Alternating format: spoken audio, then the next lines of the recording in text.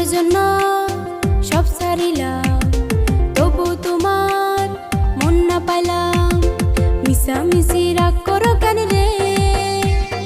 কাম করিলে সংসারেতে উন্নতি হবে। ওরে মিশামিশি রাগ করো কেন রে?